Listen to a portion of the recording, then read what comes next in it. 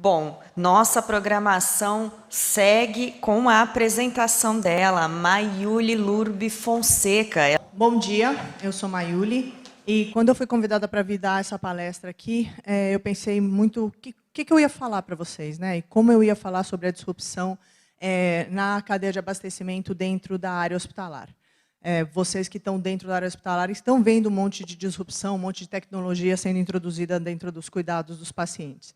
E aí eu pensei em contar para vocês a história de que me fez chegar até aqui, né?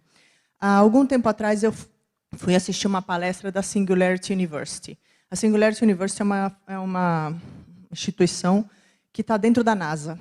E aí, quando eu estava lá na Singularity... Onde está o negócio para eu trocar o slide? 2 minutos, gente. Pausa operacional.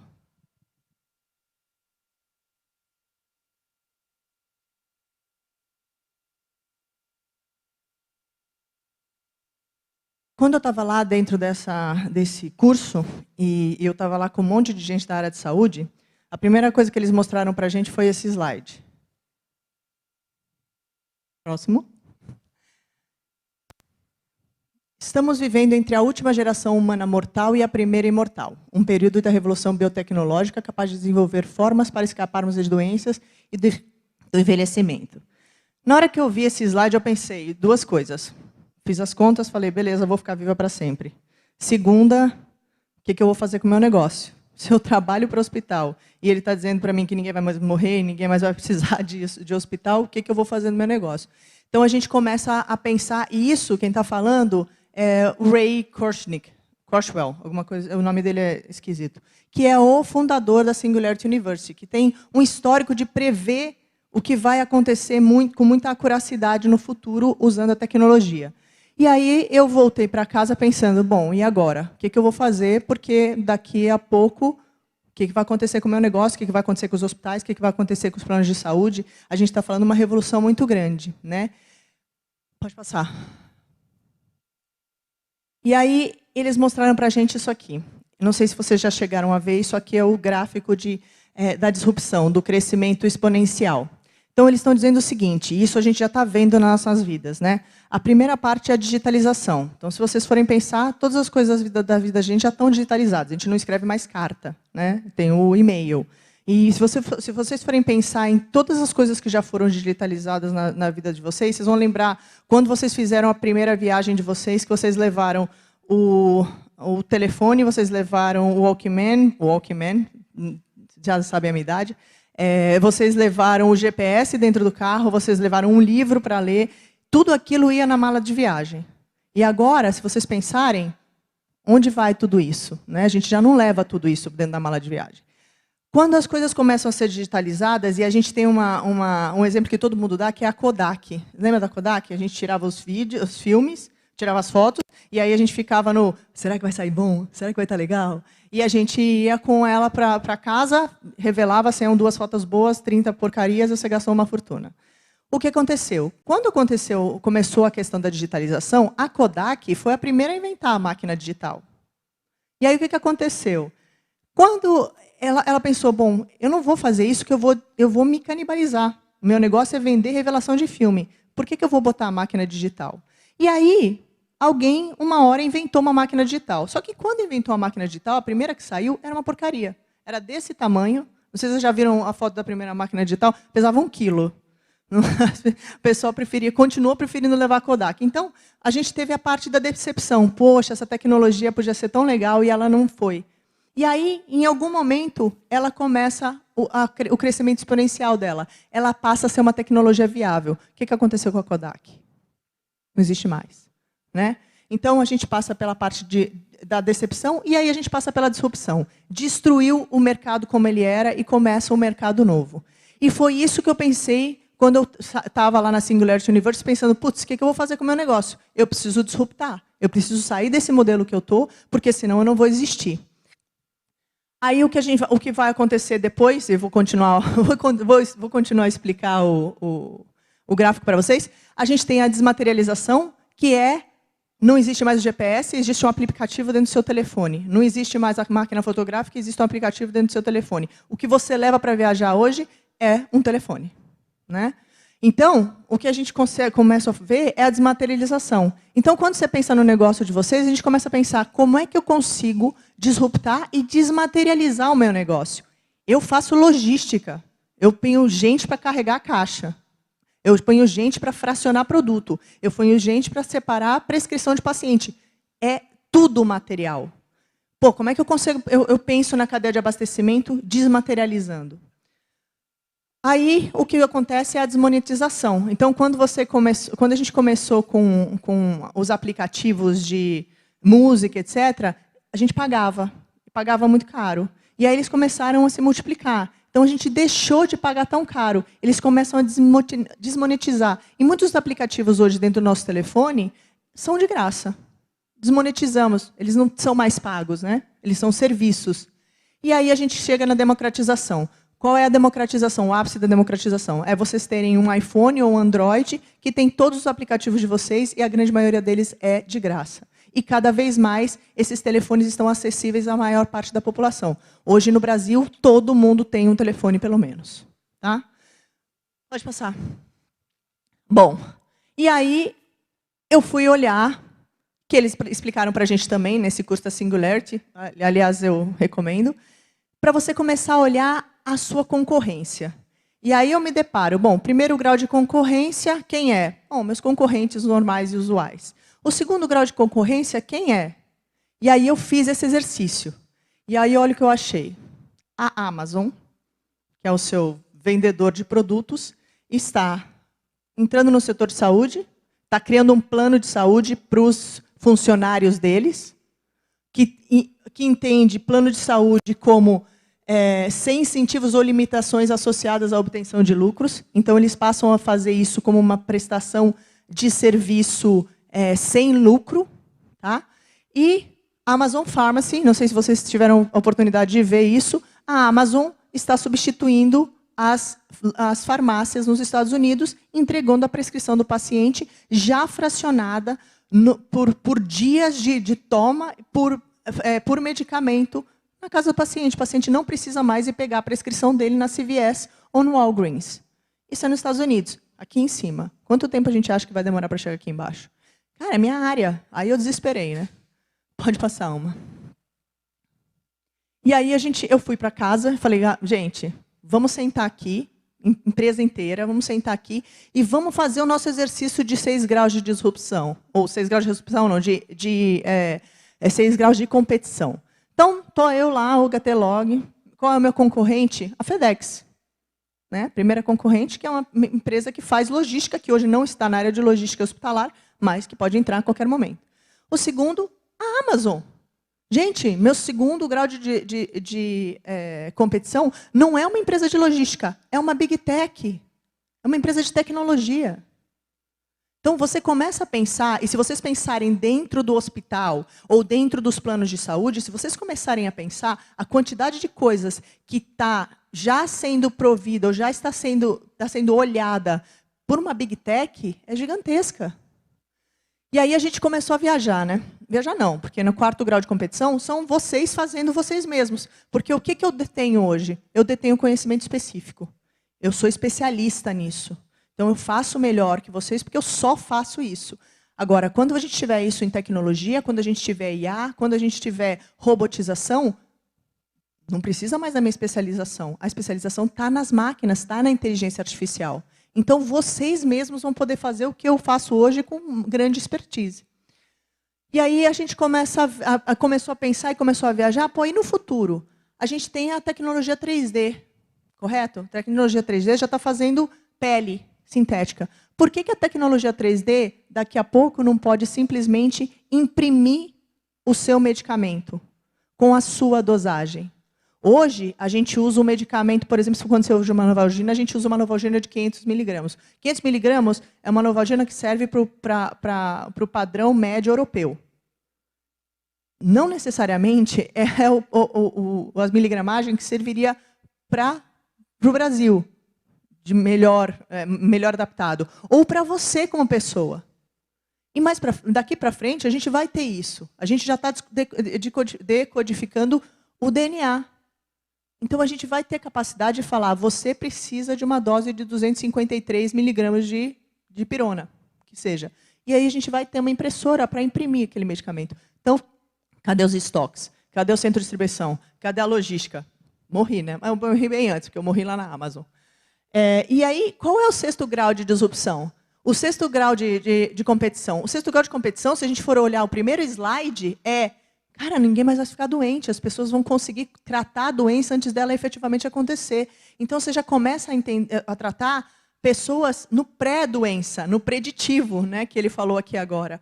E aí você começa a tratar pessoas com a questão de realidade virtual, da psicossomática. Então, quer dizer, se a gente começar a viajar, e foi super divertido o exercício dentro da empresa, porque saiu cada viagem que fez com que a gente começasse a olhar para o que a gente faz de maneira diferente. Passa para mim? Bom, e aí o que a gente foi olhar? O que eu preciso dar como operação? Primeira coisa, sinergias operacionais, né? A gente precisa reduzir compra, reduzir farmácia, reduzir ativo, reduzir pessoas, porque a logística daqui para frente ela vai ser toda baseada em tecnologia. Esse é o nosso entendimento. Então, quanto mais gente, mais pulverizado e mais ativo eu tenho envolvido na logística, menos eu estou agregando valor para o meu cliente. A segunda coisa é a automação.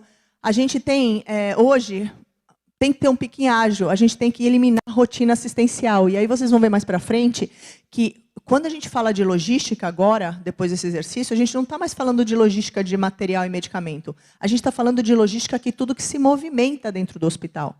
E você tem que ter close loop para todas essas tecnologias. E aí a gente criou o conceito de close loop, que vocês vão entender mais para frente. E tudo isso é baseado em tecnologia. A gente está deixando de ser uma empresa de prestação de serviço e de operação com mão de obra para virar uma empresa de inteligência, que usa mão de obra, obviamente, mas que usa tecnologia para embasar, inclusive, o uso dessa mão de obra. Pode passar. Então, o que a gente precisa fazer? Primeira coisa, rastreabilidade de tudo que se movimenta dentro do hospital. Com o controle e a clareza ou a transparência desse controle por toda a cadeia do hospital. E a gente não está falando só mais de material e medicamento. Então, hoje eu não sou uma empresa de logística de medicamentos, eu sou uma empresa de logística de tudo que se mexe. Tá? E aí, qual é a grande proposta de valor? É a última parte, é gerar informação.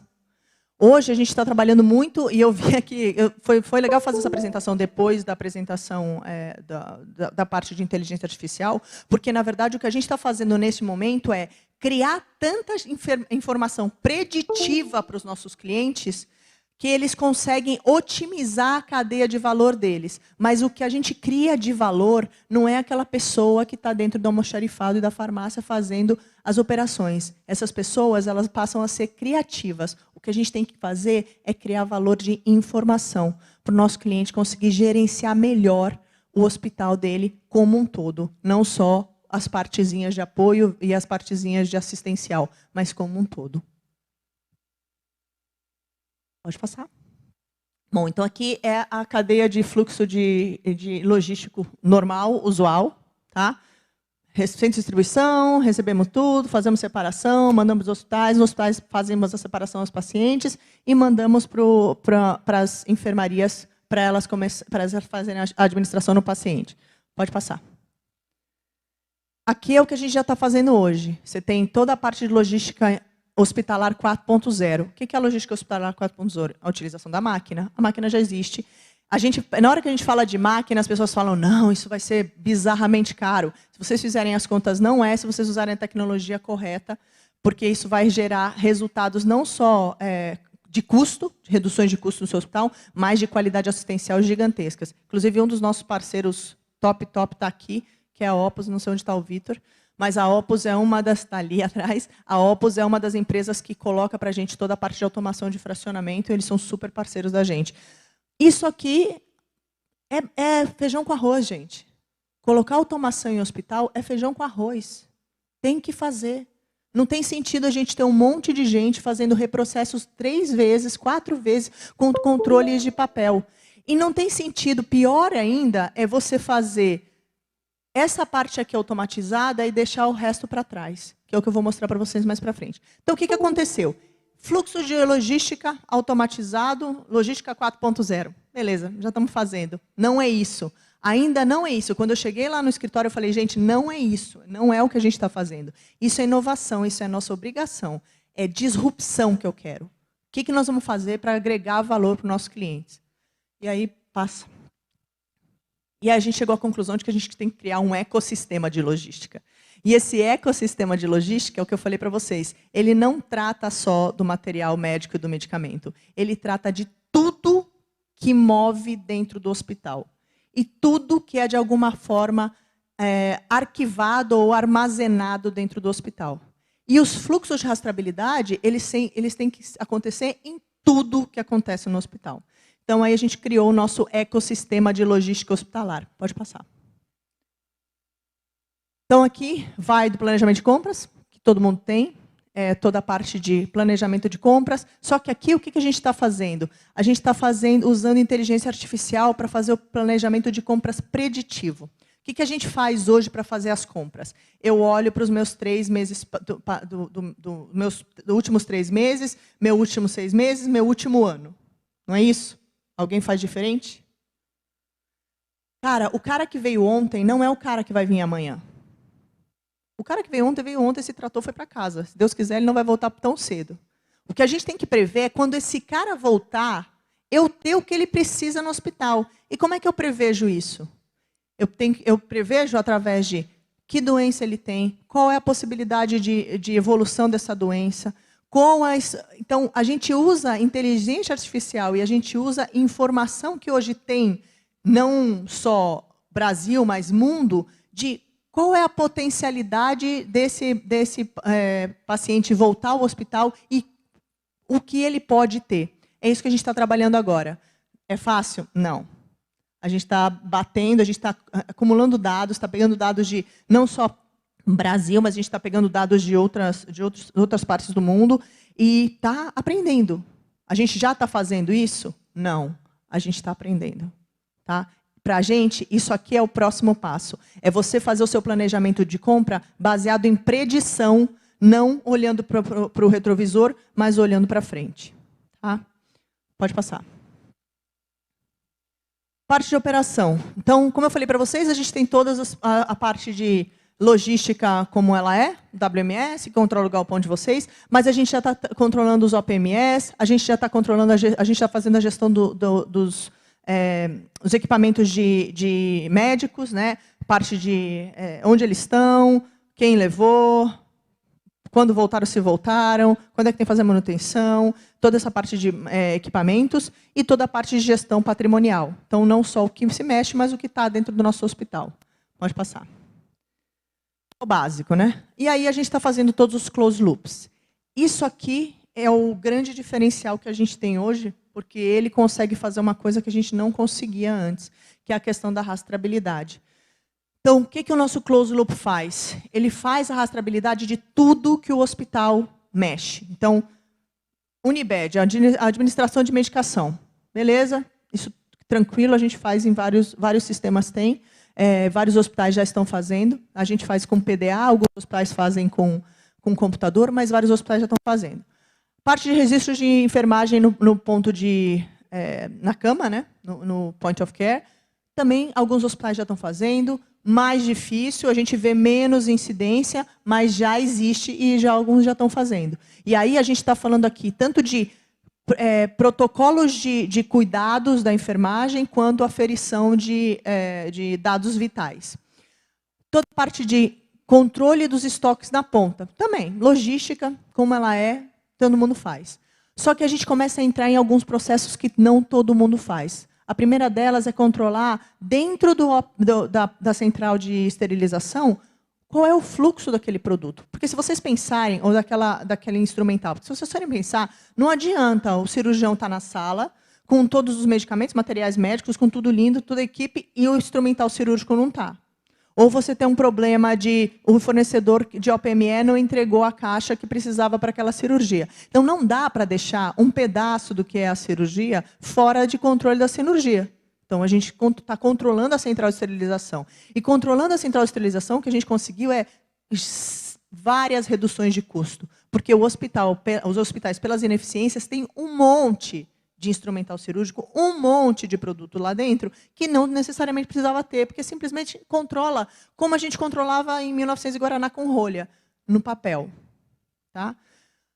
Aí o que a gente foi? Poxa, central de manipulação. Centrais de manipulação, a gente chega na central de manipulação, tem um monte de cálculo feito pelos farmacêuticos dentro da central de manipulação. E, de novo, adianta o paciente estar lá na oncologia e a gente ainda não ter o medicamento pronto? A gente não saber o que está acontecendo? A gente não ter a rastreabilidade desse medicamento que a gente preparou? Então, a gente começou a cuidar disso. Sabe o que a gente achou aqui? Um monte de ganho de aproveitamentos de doses dentro das centrais de mescla, da central de manipulação. Aí a gente começou a olhar o seguinte, beleza, controlamos todos os medicamentos, controlamos os materiais, mas e o sangue? Como é que faz? Como é que controla esse sangue? Controla na ponta? Quando ele faz a transfusão, a gente faz a leitura do paciente e a leitura daquela bolsa de sangue? E a gente viu que um monte de lugares não. Então, a gente começou a controlar o close loop do sangue. Porque não adianta eu tratar bem o paciente e transfusionar ele com o tipo de sangue errado ou com o sangue... com aquelas coisas que vocês sabem que acontece dentro do hospital. A mesma coisa com o controle de laboratório, os exames de laboratório. Estão controlados? São controlados manualmente? Como é que é a logística desses exames de laboratório dentro do hospital de vocês? Então, a gente cuida disso também. Porque está tudo relacionado para a gente a um ecossistema de logística. Tem movimentação desses itens e tem que ter rastreabilidade disso. Então, a gente entrou nesse ecossistema. E aí a parte de refeição foi tipo, já estamos aqui, vamos cuidar. Por quê? Porque a gente fez com as refeições a mesma coisa que a gente faz com os medicamentos. O paciente ele recebe a refeição com uma leitura de que aquela refeição está sendo administrada. A gente ainda não chegou no limite de dizer ele comeu isso e deixou isso, porque isso ainda tem uma questão de invasão de privacidade do paciente que a gente ainda não conseguiu resolver, mas hoje a gente controla se o paciente está recebendo aquela alimentação da maneira que ele deveria receber e se ele está ingerindo, não tudo, mas que ele tem essa refeição com ele. Pode passar. E a gente faz tudo isso com os PDAs. Então, quando a enfermeira vai lá, ela vai com o PDAzinho dela e faz tudo. Quando o pessoal da refeição vai lá, ele vai com o PDAzinho deles e fazem tudo. Então, a gente está desburocratizando o trabalho da assistência. Né? E aí, os close loops de coisas que estão fora da assistência. Então, mas que tem a ver com a questão da logística. Então, documentos, organização de prontuário, etc., como uma visão a gente não tem um prontuário eletrônico, a gente trabalha com os RIS, os RIS do Brasil são muito bons, a gente tem operações fora do país, eu vou falar um pouquinho mais para frente para vocês. Os RIS do Brasil são muito bons, a MV que está aqui, super parceira e super sistema. O TASI é muito bom, tem vários sistemas muito bons. Né? A gente não faz isso, mas a gente organiza para a enfermagem, de uma maneira fácil, eles conseguirem ver as informações do prontuário do paciente quando eles estão fazendo a administração. A gente recebe essas informações e organiza. Tá? Unimove, que é o nosso módulo de gerenciamento de transporte de pacientes. Então, como eu falei para vocês, a gente não está mais cuidando só do medicamento, a gente cuida do paciente também. A gente vai monitorando onde ele está dentro do hospital.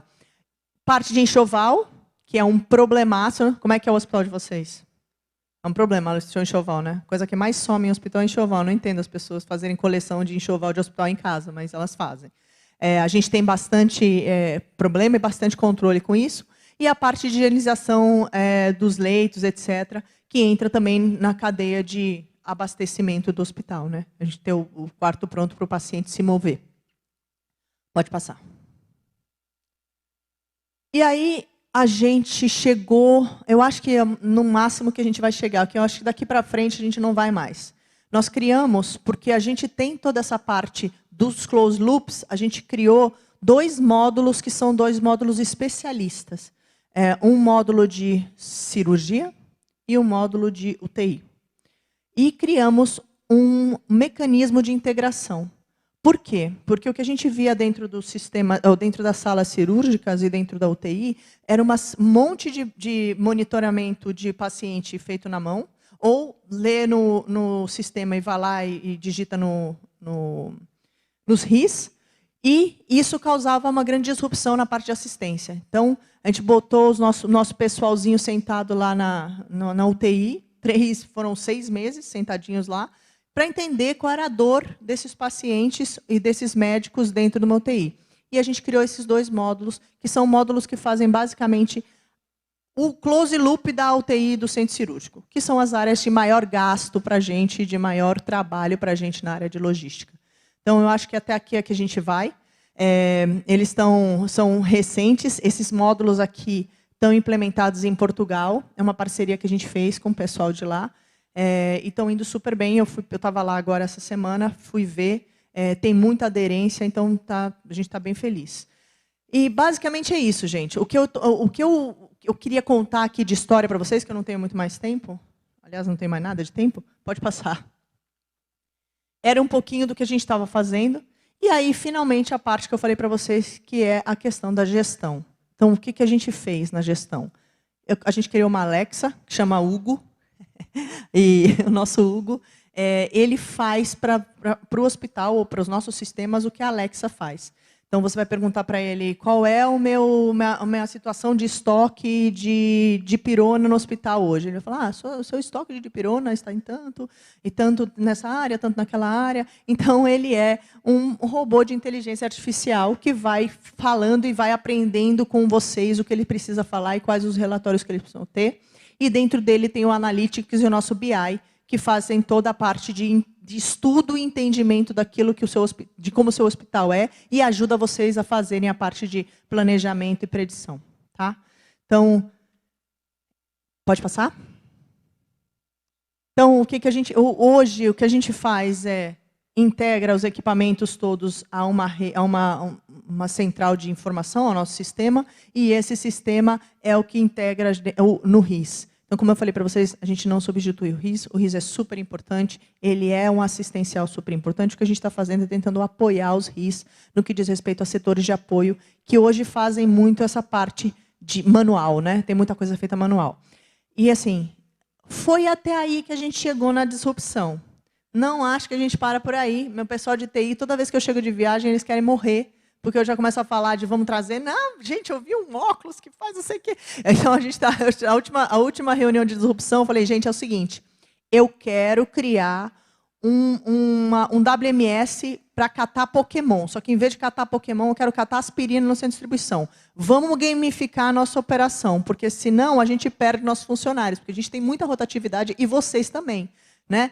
Porque essa nova geração é uma geração caótica, ela é uma geração que ela precisa de estímulo o tempo todo, porque senão a gente perde muita gente. Eu contrato muita gente muito nova dentro do centro de distribuição. E aí eu falei para eles, eu quero um joguinho de catar Pokémon, só que em vez de catar Pokémon, eles vão catar aspirina e vão catar seringa. E vai ter um ganhador, e vai ter um ranking, eu quero um game aqui dentro. E aí o meu pessoal de puta, essa mulher, toda vez que ela chega de algum lugar, ela inventa uma história. Aí eles ficam enlouquecidos. Então, agora a gente está criando, eles estão no processo de criar um WMS gamificado para o meu pessoal lá. Pode passar.